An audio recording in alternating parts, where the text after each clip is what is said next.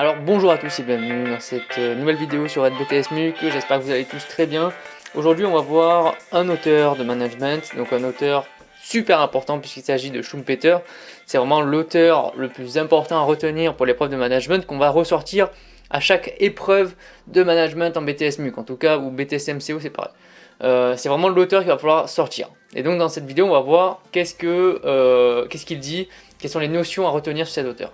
Alors avant de commencer, évidemment, n'oublie pas de t'abonner à la chaîne YouTube pour recevoir toutes nos vidéos et évidemment rejoindre notre espace membre, on a tous les liens dans la description pour gagner du temps et réviser et avoir le cours complet justement sur cet auteur. Alors Schumpeter déjà, alors il y a deux notions super importantes à retenir avec lui, on va les voir toutes les deux. La première, ça va être l'entrepreneur. Vous le savez très bien, Schumpeter, on l'associe tout le temps à l'entrepreneur, alors que par exemple Drucker, on va l'associer au manager. Souvent on oppose ces deux auteurs en même temps. Et le deuxième aspect de cet auteur, ça va être l'innovation. Il parle un peu d'innovation, on en parlera en fin de vidéo. Alors tout d'abord sur l'entrepreneur, qu'est-ce qu'il faut savoir? Tout d'abord pour lui, selon Schumpeter, l'entrepreneur, il est au centre de l'économie. Pourquoi est-ce qu'il est au centre de l'économie? Pour deux raisons principales. La première, c'est parce qu'il va prendre des risques en créant une entreprise, en innovant, il va créer aussi de nouvelles opportunités. À la fois, il va en saisir puisqu'il va déceler quelque chose que personne n'a vu, donc il va essayer de saisir ce marché et il va essayer de proposer quelque chose de nouveau ou quelque chose de similaire à l'existant. Donc ça c'est les nouvelles opportunités et donc du coup ça va créer la richesse nouvelle, il va avoir des nouvelles innovations, ça peut créer de l'emploi, donc c'est pour ça qu'il dit que l'entrepreneur est au centre de l'économie puisque sans entrepreneur il n'y aurait pas d'entreprise, il n'y aurait pas d'emploi, il n'y aurait pas de création de richesse.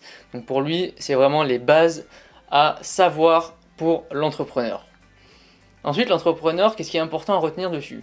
Il y a 5 caractéristiques. Alors très souvent dans votre épreuve de management, ce qu'on va dire c'est justifier que telle ou telle personne c'est un entrepreneur ou un manager. Si jamais c'est un entrepreneur, il y a 5 caractéristiques à trouver dans votre étude de cas, dans tous les documents qu'on va vous donner, il va y avoir plein de caractéristiques qui vont ressortir. La première caractéristique, ça va être la créativité. Donc un entrepreneur, c'est quelqu'un de souvent créatif, qui a plein d'idées, qui veut de l'innovation, il a des opportunités à saisir, il a pris des risques en investissant des fonds. Donc souvent ce sont des caractéristiques communes à tous les entrepreneurs.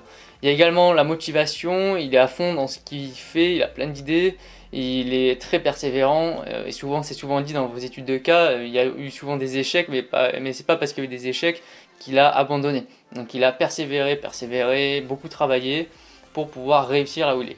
Et évidemment, il y a un sentiment et une volonté d'être indépendant totalement. Donc ça, c'est 5 caractéristiques principales pour tous les entrepreneurs. Tu peux retenir ces 5 caractéristiques. Ces 5 caractéristiques que tu devras chercher dans ton étude de cas. Ensuite, je vais juste te rappeler les étapes de l'entreprise. Il y a 5 étapes à savoir. 5 étapes à retenir, on peut te les demander d'ailleurs à l'étude de cas, c'est assez rare, moi j'ai rarement vu mais bon, on sait jamais. Alors la première étape dans une entreprise, ça va être d'avoir une idée. Pour créer une entreprise, il faut déjà avoir une idée, un concept à développer. Alors c'est pas forcément le concept, le nouveau concept nouveau, hein. Tu peux t'inspirer de plein de nouvelles choses, mais en tout cas il y a une idée de base à la création. Ensuite il va falloir faire une étude de marché, quels sont les offres, quels sont les demandeurs, est-ce qu'il y a la demande sur ce marché, quels sont les niveaux de prix. Il va falloir déterminer aussi un business plan en troisième étape. Donc un business plan tout simplement ça va être des prévisions de vente par exemple, des prévisions de coûts et donc savoir au bout de combien de temps est-ce qu'on va être rentable. Ça va permettre ensuite de faire l'étape 4, c'est la recherche de financement. Soit de convaincre les banques de pouvoir prêter ou de convaincre des actionnaires de devoir investir dans l'entreprise. Donc ça c'est la quatrième étape. Et cinquième étape pour clôturer le lancement d'entreprise, ça va être le choix du statut juridique, hein, bon, auto-entrepreneur, SARL, SAS, compagnie, je vous épargne tous les noms. Voilà, c'est la dernière étape, le statut juridique à chaque fois adapté en fonction de la situation. Mais ça, c'est pas très important au niveau BTS à savoir.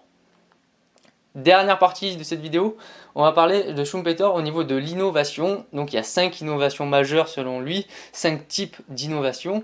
La première c'est une innovation de produit, donc ça c'est la plus récurrente, c'est la plus souvent, donc vous pouvez voir, hein, alors par exemple, il y a plein d'innovations de produits, les téléphones portables qui ont remplacé les téléphones par exemple, les nouvelles télévisions, etc., les voitures hybrides, etc. Voilà, c'est des innovations de produits. Vous avez des innovations de marché, des nouveaux marchés qui s'ouvrent, c'est le cas par exemple de l'énergie, du marché énergétique, du marché du bio, du marché du local, voilà, ce sont des nouveaux marchés, on peut innover sur le marché par exemple. Il y a aussi des procédés de production, donc alors par exemple c'est la robotique. Au début, ben, dans l'industrie automobile, ben, ils les construisaient avec plein d'hommes à la main et maintenant ben, ils ont des robots de partout. Donc ça c'est un autre type d'innovation possible. Il y a l'organisation. Alors, c'est comme innovation, par exemple, on peut dire les startups. Les startups étaient beaucoup moins présentes avant, maintenant elles le sont beaucoup plus. C'est une organisation assez particulière, puisque bah, tout le monde collabore entre eux. Il n'y a pas vraiment de hiérarchie au sein de la startup, ou très peu. Et ça, avant, c'était pas forcément présent. Et enfin, selon Schumpeter, il y a une cinquième type d'innovation, c'est l'énergie. Donc, trouver une nouvelle source d'énergie. Donc, ça peut être l'énergie solaire, notamment, par exemple, l'énergie avec les fluides, etc. Et justement, ces 5 innovations, c'est important parce qu'elles vont procurer un avantage concurrentiel pour l'entreprise, c'est ce qu'il dit Schumpeter. Il faut vraiment que l'entreprise investisse par exemple dans la R&D, donc la recherche et développement, parce que ben, avoir une innovation par rapport à ses concurrents, c'est avoir un avantage concurrentiel, se différencier de tout le monde. Donc c'est pour ça que selon lui, c'est super important d'innover. Alors voilà, cette vidéo elle est terminée. Elle est terminée. J'espère que ça vous aura plu, que vous aurez retenu l'essentiel sur Schumpeter. N'oubliez pas qu'il y a 2 idées essentielles. La première qui est la plus importante, c'est l'entrepreneur, et la deuxième, l'innovation. Si vous connaissez ça, déjà vous pouvez aller à votre épreuve de management tranquille. Vous y arriverez sans problème. Sur ce, on se retrouve très bientôt pour une nouvelle vidéo. N'oubliez pas de vous abonner à la chaîne évidemment comme à chaque fois, et à nous rejoindre sur notre espace membre. Allez, à très vite, bye bye.